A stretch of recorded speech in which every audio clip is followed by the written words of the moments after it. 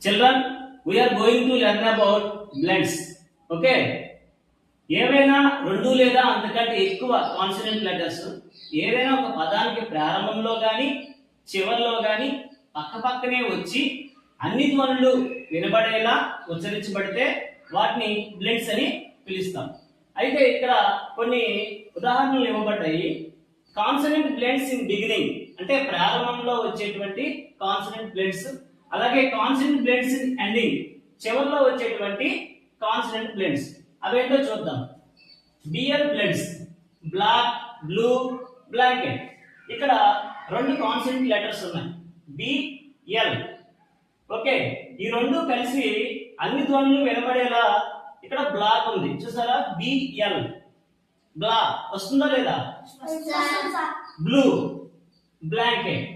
ఇక్కడ రెండు consonant letters పక్కనే రాబడ్డాయి, అన్ని ధ్వనులు కూడా వినబడుతున్నాయి.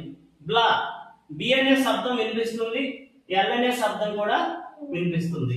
అలాగే సిఆర్, అలాగే ఇక్కడ 3 లెటర్స్ ఉన్నాయి, చూసారా? STR, street, strong, string.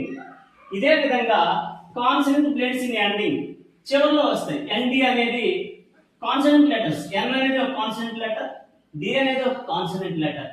ఇక్కడ హ్యాండ్, సెండ్, ల్యాండ్. ఇక్కడ చివరన ఎన్డి పక్కనే వచ్చి ఆ రెండు ధ్వనులు కూడా వినబడుతున్నాయి, ఎన్డి. ఓకే, అలాగే ఎస్కే, ఆస్, రిస్, టాస్. ఎన్ఎస్ ఇక్కడ 3 లెటర్స్ ఉన్నాయి, ఎన్ఎస్టి చివరన వస్తున్నాయి, ఎగైనెస్ట్ అండ్ కాన్స్ట్.